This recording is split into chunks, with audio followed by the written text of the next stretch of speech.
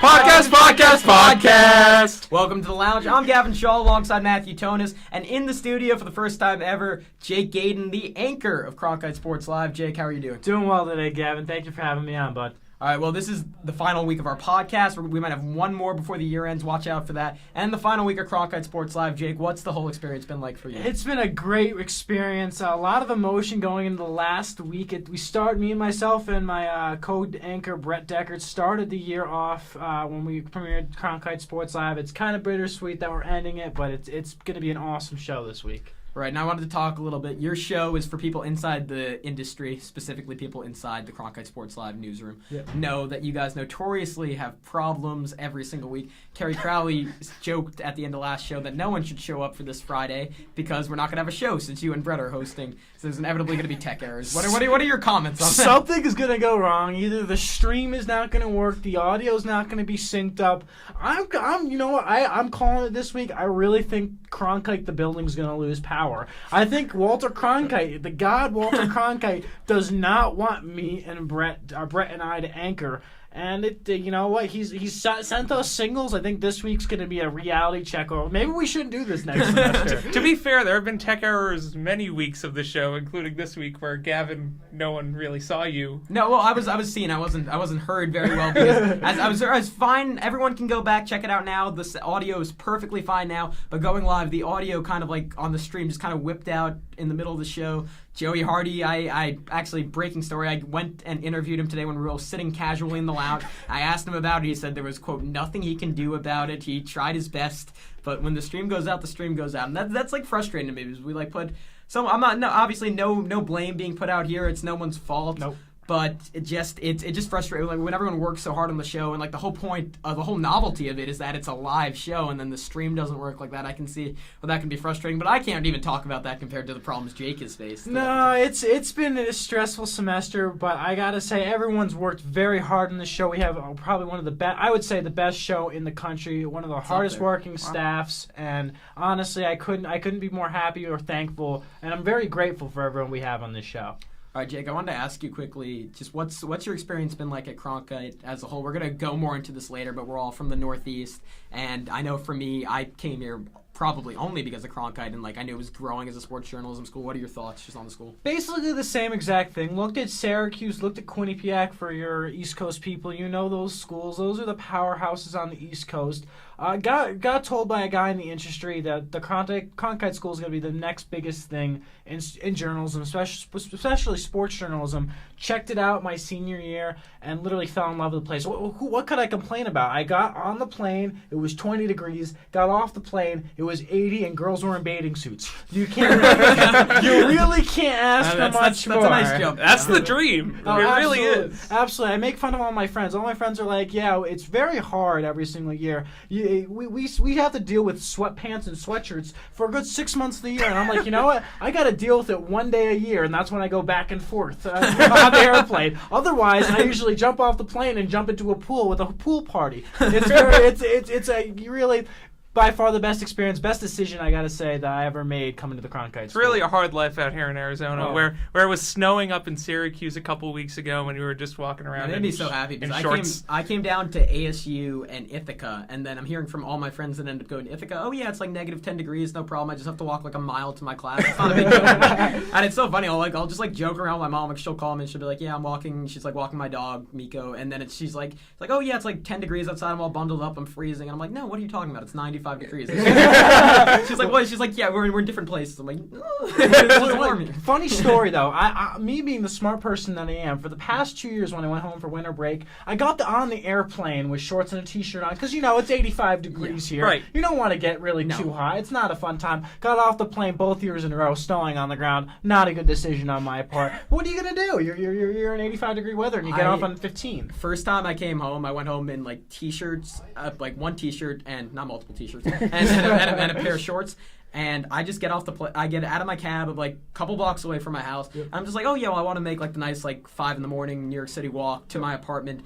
And then the 20 degrees hits me, and I'm like, oh, this is so nice. I haven't experienced cold in weeks. And then like I walk a block, and I'm just shivering, and that's the one thing I don't like. It's made me so sensitive to the cold. I want to stay inside so much when I got home. I couldn't handle it anymore. I don't know about you guys. I think my blood has gotten a little thinner since being out here. Yeah, I think so too. It's going home for Thanksgiving. I'm usually fine with like a light sweatshirt and like maybe some sweatpants. But going home for the Thanksgiving football game this year, I was standing outside. I needed a winter hat. I needed a long sleeve and a jacket. It was not a fun experience standing outside for that game. And winter break was incredible because of obviously the New England weather is not kind in December. No. Well, Gavin, do you remember in bottom of the 6th last semester how I went home for that Patriots Denver game? Yeah. I have never had more of experience of going from such a hot place to such a cold place. I know, and I was feeling like horrible for you because I saw like I'm a Giants fan. I hate the Patriots, but I still felt bad for Jake here because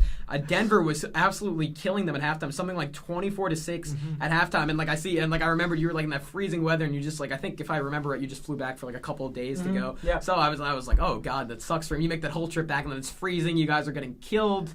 There's no pool parties in the area. No. And then it turned into a great game. Exactly. as Matt knows, as Yes. being a New England Patriots fan, probably the best game I've ever experienced as a Patriots fan. Oh, I'm sure that was it was an incredible game that.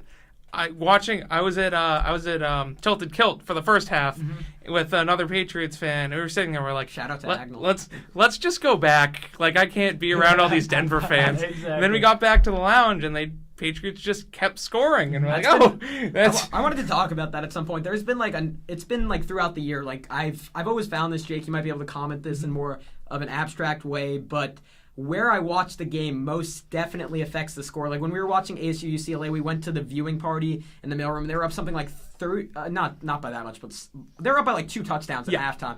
And then we go back to the lounge. UCLA slowly comes back. Oh yeah. Our friend Joey starts screaming, "Guys, we shouldn't have left the mailroom. We shouldn't have left. What is it? The post office. Yeah, there we go. We shouldn't have left the post office. We shouldn't have left the post office." And then it got to the point that this girl on our floor, Katie Bieri, walks in, the most innocent, nicest, sweetest girl on our floor, and our friend Gabriel Sandler just yells at her to get out of the room because we weren't ready to have anything else affect the game. So it was like the most stressed I've ever been. Yeah, still happy they pulled that out. I typically get stressed watching sports, like when it's really close. Oh, yeah. But that game was definitely the most stressed I've been this year. Especially because I felt like it was my fault. Like we shouldn't have left. We shouldn't have left. They had such a comfortable lead. I know. I just want to sit on my like nice cushy lounge. It's bad since the last time the Patriots made the Super Bowl was not ever since I've been in Cronkite. And every single year when I'm a kid at home, we have a Patriots gnome sitting next to the TV. And before every single game, everyone in my family, we grab some food, we rub the gnome's head, and if we rub the gnome's head, everybody does it, we win. If not now, if no one I guess you does messed it, up in the 2 Super Bowls. a little bit. Come on, man. Yeah, a little bit. But it's the same thing with me. I always sat in the same seat. The year they lost to the Ravens in the AFC Championship game, my friend texted me like 10 minutes before the game. He's like, "Hey, you want to come over to watch the game?" And he had food, he had like pizza, and I'm like, "Man, that sounds good." But I had sat in the same exact spot for the entire streak that they were winning.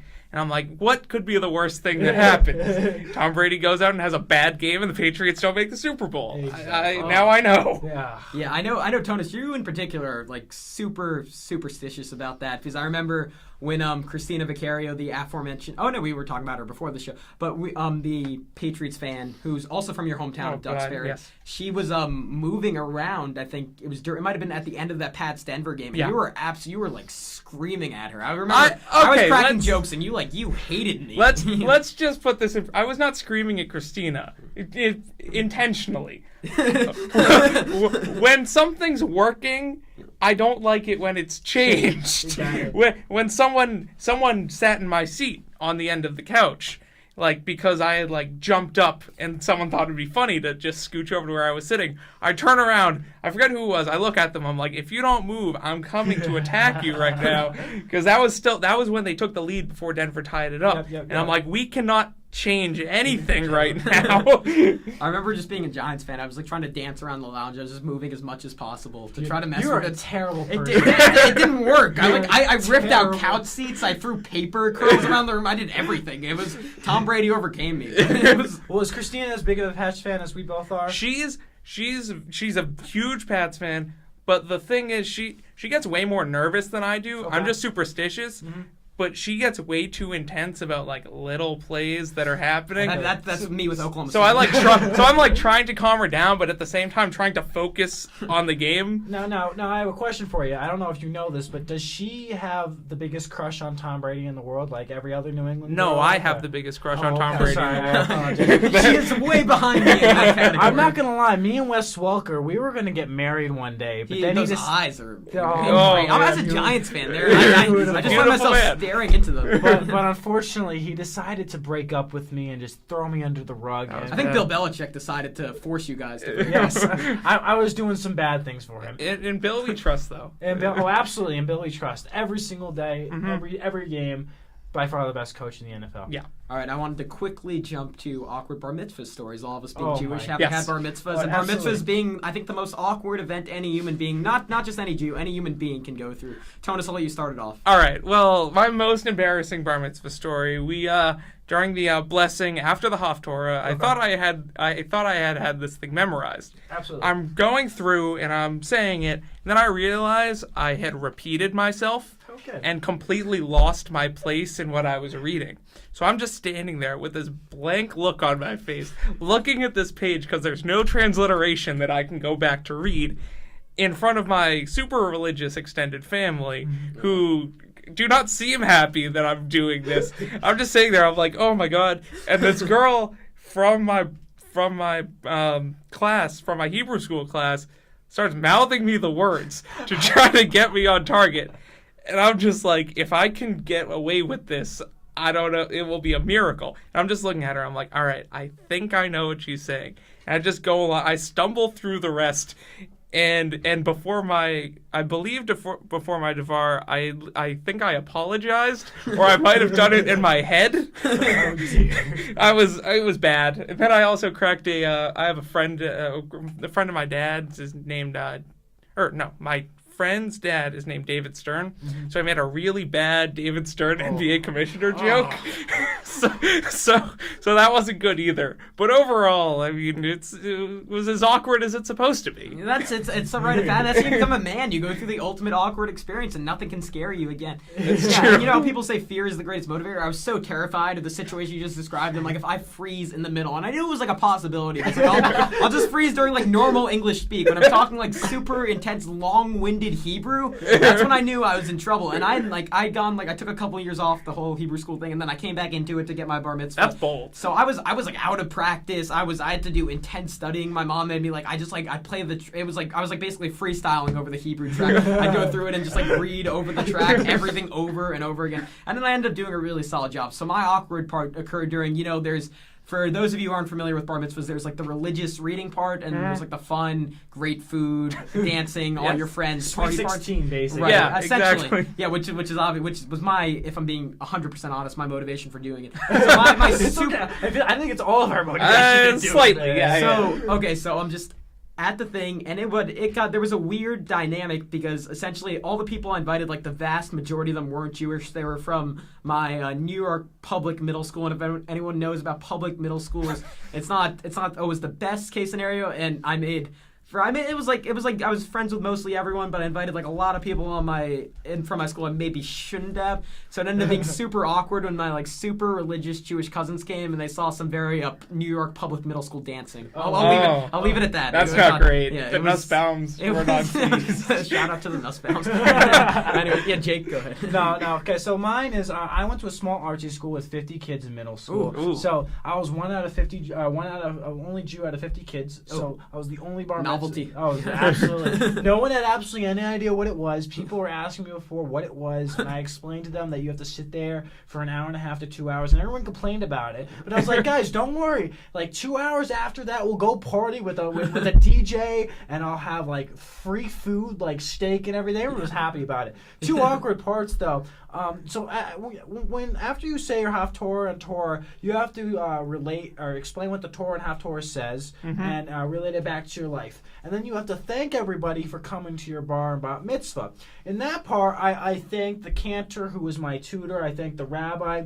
Somehow or another, I forgot to thank my parents. They're important. They're kind of important. You very literally wouldn't be there without them. No, absolutely not. So I completely spaced about that. Did thank them in my panel lighting, but I think that the highlight of my bar mitzvah is when my mom went up to go on the chair when they, if you know, in the celebrations they do and then you get lifted. You get lifted in the chair. It's tradition. Well, my mom hadn't been in the chair for I don't know, since her wedding with my dad, and she wasn't really ready for the amount of joltingness was going to happen. Oh. She basically fell off the chair. Oh God! Goodness. Sorry, Miss Gadon. Yeah, Yikes. It was not a good sight. I gotta say, she was only up there for 5 seconds and then decided, you know what, I'm good. I took over though. We had a fun time. I gotta say, best experience was definitely going up in that chair. And I had experience again maybe a month ago. My sister had her bat mitzvah, the last of the Gadon trio, and it was a little sad. I started off, my brother kept it going, my sister ended it, and no more bat mitzvahs for the bar bat mitzvahs for the Gadon. I was upset about like my cousins because we were like going through, and there were 3 older than me, and then I went to my 2 cousins. I'm like, oh wow, I'm kind of done because it's like this whole year where like people like wouldn't like, especially if you're not from the Northeast. I'm sure you don't like fully get to appreciate the craze, but like I know for me, at least me personally, I had like 10 to 20 friends all having bar mitzvahs, and it's like actually like genuinely really fun, particularly if you just go to like the party parts. You get like incredibly expensive but like delicious food. You're like dancing. They hire like the super insane like DJs. You're playing party games, and it's just like you get like 1 year of like. A lot of people say college is like the best partying years of your life. They're wrong. It's 7th grade in the 30s. Well, I don't know about you guys, but didn't you feel like a badass if you ever got called up for a candle lighting? Yes, every single time. Yup. They just called my name. I was in the speech. All right, I get to light a candle. Like, let's go, type of thing. I was in a community similar to yours. I only had 2 people in my Hebrew school class, including myself. Yeah. So it was mostly move to New York. It was so many. It was mostly my family whose bar and bat mitzvahs I went to. But every time I never really thought like, oh yeah, I'm probably gonna get called up for a candle lighting. But every single time I'm like, yes. That's me. Yes. I'm going up there. People actually care. I was hopped up on Sprite. It was a great time. I drank so many sugary beverages. And also, you gotta think about this. Okay, so I made sure in my, I don't know, you might have a different experience, but Tonis will probably have more experience like me. I made sure the goodie bag that I gave away was the most badass thing that you could possibly ever have. Stacked with candy. We gave away a T-shirt. Whoa! We made sure. Oh yeah, we went ham with this. You have no idea. Stuff. I actually made my own mixtape because here I'll preview this. Whoa! For you. Well, it wasn't my music, but what essentially happens was the party planner I had actually like stole from my friend's bar mitzvah because I like found the whole experience with him great. So there you'd like basically like whore out these bar mitzvah party planners for a year, and they just get passed around among like one group of Jewish friends. But and anyways, and this guy like did something really cool. Like he just like said, give me like a list of 15 songs, and I'm gonna burn like a CD for you, and we're gonna hand it out to everyone at the bar mitzvah. Wow. So there was like a lot of, there was everything from Kanye's Stronger to a couple Drake Bell songs. Wow. Featured in Drake and Josh. No, Gavin, best present you ever got from a bar mitzvah or goodie bag? It was just raw cash, honestly. Oh yeah. It was. I you know what's weird? Like I still haven't like spent. I mean, like I'm sure I have like through checking and stuff, but I haven't like directly spent any of that cash because my parents were just like saying like, oh, save it. I also got my first laptop, which was that's cool. What did you get? I spent it on my first car, and I still use it for my first car. Wow. So still don't have a license. I can't comment on that. You're a New Yorker. You don't need one. My best gift's got to be I got a Jim Rice autographed baseball. Okay. Which was, I also got a book that was Great Jews in Sports. Oh yeah. It was 2 pages long. Sandy Koufax, Red Auerbach ?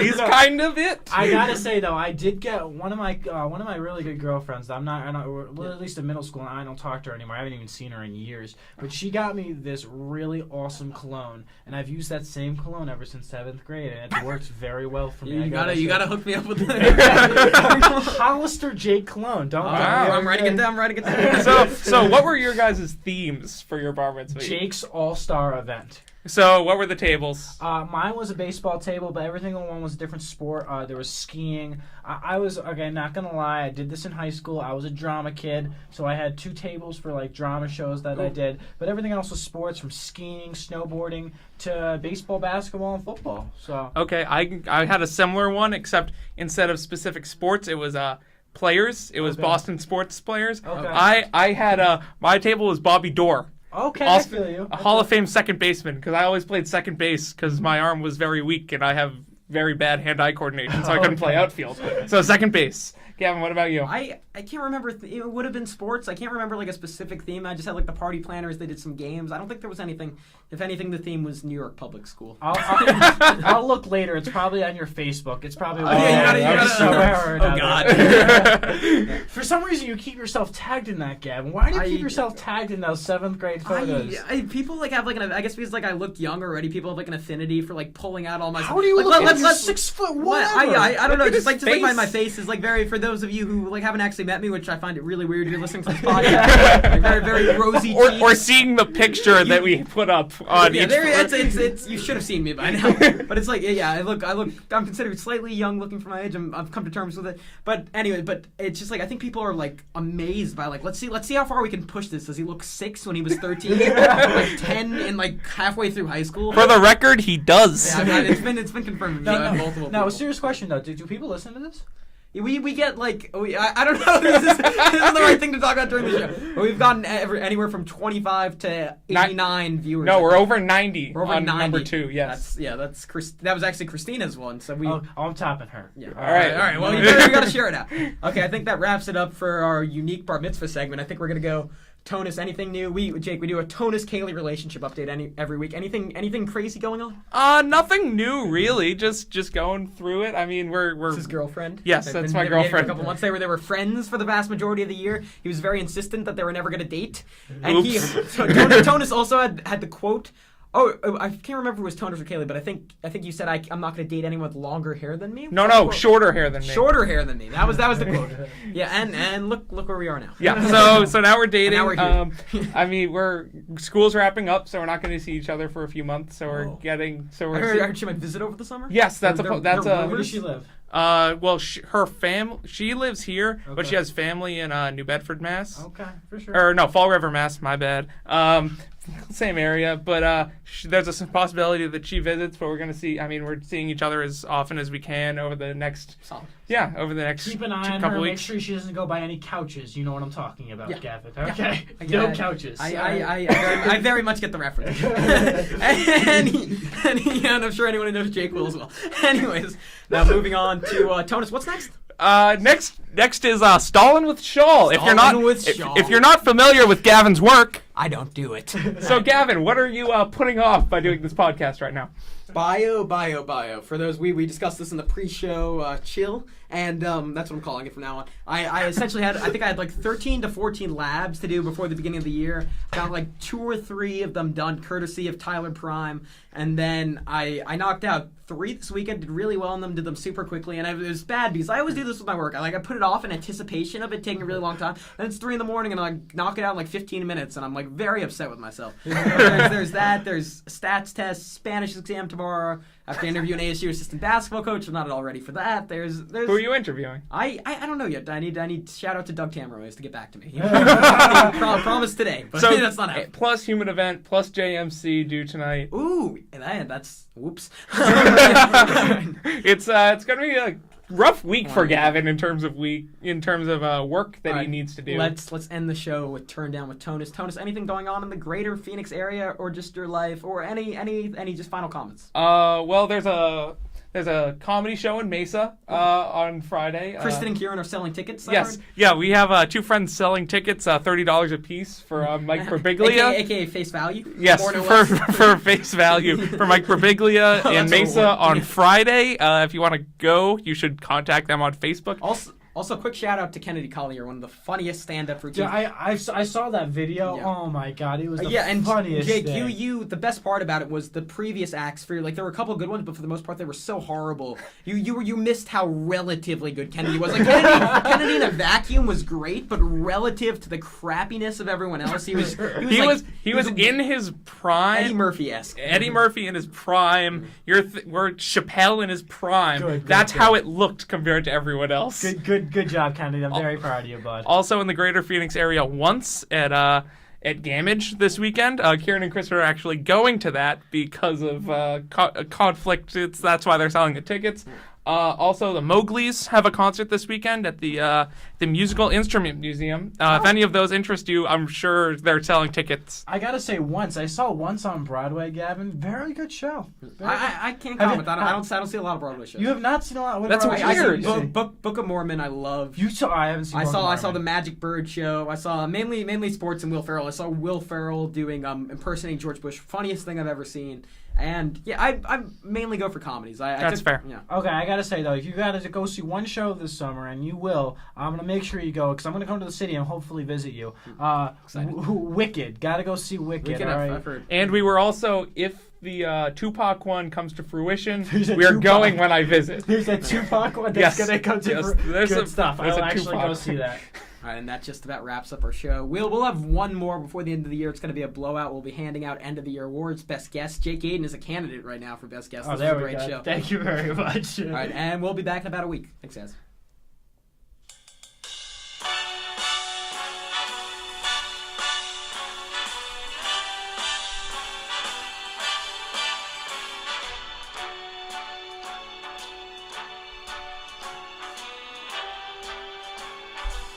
Start spreading